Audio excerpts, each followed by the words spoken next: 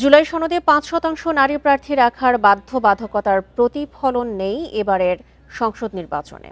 BNP, NCP, জাতীয় পার্টির মোট চূড়ান্ত প্রার্থী ১৮ জন নারী, আর স্বতন্ত্র ২০। জামায়াতের নেই একজনও। বিশ্লেষকরা বলছেন, রাজনৈতিক মাঠে সক্রিয় থাকলেও নেতৃত্বের কেন্দ্রে তাদের প্রতিনিধিত্ব কমছে।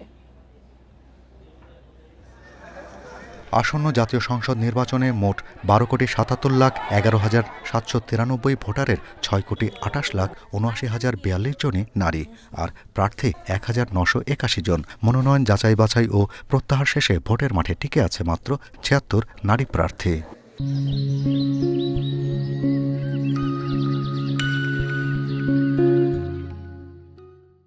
নির্বাচন কমিশনের হিসাব বলছে, ২০২৪ সালে সংসদ নির্বাচনে প্রতিদ্বন্দ্বিতা করেছে সর্বোচ্চ ৯৪ নারী প্রার্থী। ২০১৮ নির্বাচনে এর সংখ্যা ছিল ৬৯, ২০১৪-তে ২৮ আর ২০০৮-এ ৫৯ নারী প্রার্থী অংশ নেয়। ১২ ফেব্রুয়ারি সংসদ নির্বাচনের মাঠে ৫১ রাজনৈতিক দলের ৩০টিরই কোনো নারী প্রার্থী নেই। অথচ জাতীয় ঐকমত্য কমিশন প্রণীত জুলাই জাতীয় সনদে এবারের জাতীয় সংসদ নির্বাচনে ন্যূনতম ৫% নারী প্রার্থী মনোনয়নের বাধ্যবাধকতা রয়েছে।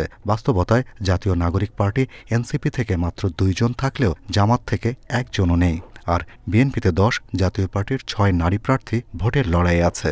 তবে সেই তুলনায় স্বতন্ত্র ২৪৯ প্রার্থীর ২৫ জনই নারী।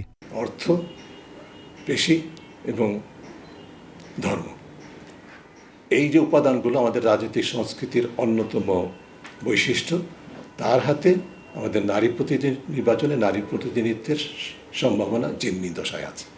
নির্বাচন বিশ্লেষক ও নারী অধিকার কর্মীরা বলছেন, ক্ষমতায়নের সুযোগ বাড়লেও রাজনীতির কেন্দ্রে নারীর প্রতিনিধিত্ব কমেছে, বেড়েছে নারীর প্রতি বিদ্বেষ, সীমিত হচ্ছে তাদের কর্মপরিধিও। কর্মঘণ্টাকে নাকি সীমায়িত করে দেওয়া হবে। এই যে বক্তব্যটা, এই বক্তব্যটি ইটসেলফ মনে করিয়ে দেয় বাধাগ্রস্ত করার যে প্রক্রিয়া, আপনি সেই প্রক্রিয়ার একটি অংশ হয়ে দাঁড়াচ্ছেন। অর্থাৎ আপনি নারীকে কি করছেন, সীমায়িত করার একটা প্রচেষ্টা করছেন, সেটাকে আমাদের নিশ্চিত করে দেয়। নারীর নেতৃত্ব গড়ে তোলার জন্য রাজনৈতিক দলগুলোর মধ্যে যে সমস্ত একটা কাঠামোগত প্রক্রিয়া থাকে, আমাদের দেশে কোনো রাজনৈতিক দলে সেই কাঠামোগত কোনো প্রক্রিয়া নেই। তৃণমূল থেকে কিংবা মাঠ পর্যায়ে থেকে তারা যখন নেতৃত্ব দিয়ে থাকেন কিংবা উঠে আসেন, তখন তাদেরকে একটা উইমেন্স উইংয়ের মধ্যে সীমাবদ্ধ করে রাখা হয়, কিন্তু তাদেরকে যে মেইন স্ট্রিম যে কাঠামোটা, যে কমিটি, সাব কমিটি, এই সমস্ত জায়গায় তাদেরকে আসতে দেওয়া হয় না।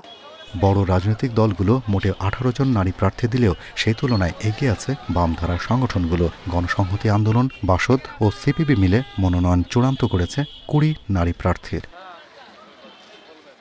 Shahriar Anirban, independent news, Dhaka.